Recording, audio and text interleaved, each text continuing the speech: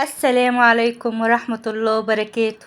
اللهم صل وسلم وبارك على سيدنا محمد وعلى آله وصحبه أجمعين. الرز بلبن. مش هقولك بقى ازاي نطلعه وشه مكرمش وازاي نطلعه زي بتاع المحلات والكلام الفاضي ده كله. لا، احنا بفضل الله هنطلعه احلى من بتاع المحلات. شايفين الجمال؟ كريمي من جوه وجميل، حاجة كده تحفة. يلا نسمي الله ونشوف هنعمل ايه. اول حاجه، هنا انا معايا كوبايه من الرز، غسلتها ونقعتها في ميه لمده ساعه. ده بيخليها ما تاخدش سوا معايا، يعني تستوي على طول. بصوا الرزايه نفشت ازاي، ده كله كوبايه من الرز بس. هحط عليهم كوبايتين كبار من الميه، وهحط عليهم السكر، واشغل النار عليها واسيبها كده تشرب الميه دهيت على نار هاديه. تمام كده. يبقى الخطوة دي مهمة، خليكم مركزين معايا. كوباية من الرز المغسول ومنقوع قبلها بساعة. لو انتي مش نقعاه تمام، مفيش مشكلة خالص. وهندوب في قلب السكر، والسكر ده على حسب الرغبة، معاهم كوبايتين من المية. هسيبها كده لحد ما تشرب من المية بتاعتها دي كده. شايفين هي كده يعتبر استوت 3/4 سوا، يعني حاجة بسيطة خالص فاضلة. هننزل بقى هنا عليهم بلترين من اللبن. انا سبت شوية لبن هنا عشان ابقى احط عليهم النشا. سبت بتاع كوباية لبن بس. كوباية الرز بتاخد لترين من من اللبن او الحليب. ويفضل يكون حليب جاي من اللبان، يكون بخير وكده وجميل. تمام كده.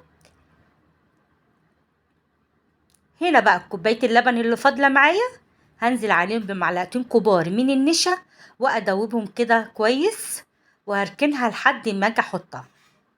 لو تابعتيني لحد هنا ما تنسيش اللايك والشير والاشتراك في القناة عشان يوصل كل جديد. وننزل كده في التعليقات نصلي على النبي، واهم حاجة تقولولي بتتابعوني منين.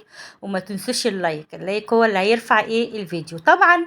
الرز بلبن لازم يكون ايدينا فيه باستمرار، ونقعد نقلب فيه. عايزة اقول لكم هي كده الرزاية كانت استوت معايا خالص، عشان انا كنت نقعاه لمدة ساعة. هبدأ انزل كده ب3 معالق كبار من الكريم شانتيه. ده لو متوافر عندك، لو مش متوافر خلاص مفيش مشكلة، بس عايزة اقولك بيعزز الطعم وبيخليه طعمه تحفة جدا. تمام كده. يبقى الخطوة دي اختياري، مش اجباري. ابدأ كده اقلبه كويس، ويفضل ان انت تعمليه في حلة كبيرة زي ما انا عاملاه كده عشان ما يفرش منك. ولو عندك القشطة كده، انا بتعمليني يعني بحوش القشطة اللي هي من وش اللبن، بحطها في الفريزر. حطيت كده 3 معالق كبار من القشطة، بتخليها طعمها تحفة. يبقى انا حطيت 3 معالق كبار من الكريم شانتيه، و3 معالق من القشطة.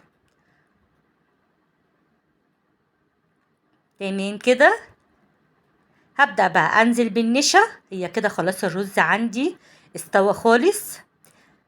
ده النشا اللي كنت مدوباه في اللبن، وابدأ اقلبه. واول كده ما ياخد غلوة، دي اخر حاجة بقى كنت نزلت بيها كيس الفانيليا. تقدري تحطي ماء ورد لو انت حابة، او ماء زهر، بس انا عامة بحبه بالفانيليا.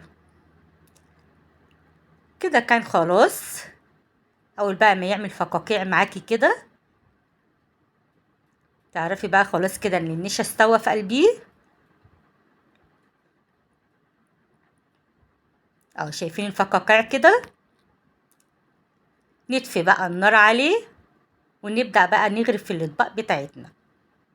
عايزه اقول لكم مفيش اسهل من كده. حاجه كده حلوه كده ترطب على قلبك في الصيف، تستناها كده لما تبرد تدخليها التلاجة. اهم حاجه ما تنسوش اللايك هو اللي هيرفع الفيديو.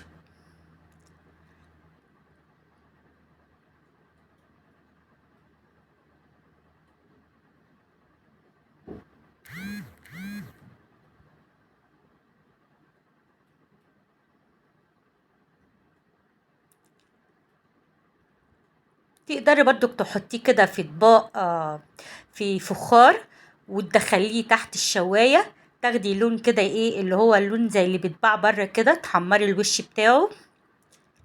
اللي هي الطواجن اللي بتتباع بره. ادوا شايفين عمل معايا 12 طبق. عايزه اقول لكم كمان وكان في طبق كبير بس ابني خده وهو سخن. هو ابني بيحبه ياكله وهو لسه طالع كده من على النار. بصوا انا بوريكم الكميه عامله ازاي من كوبايه رز.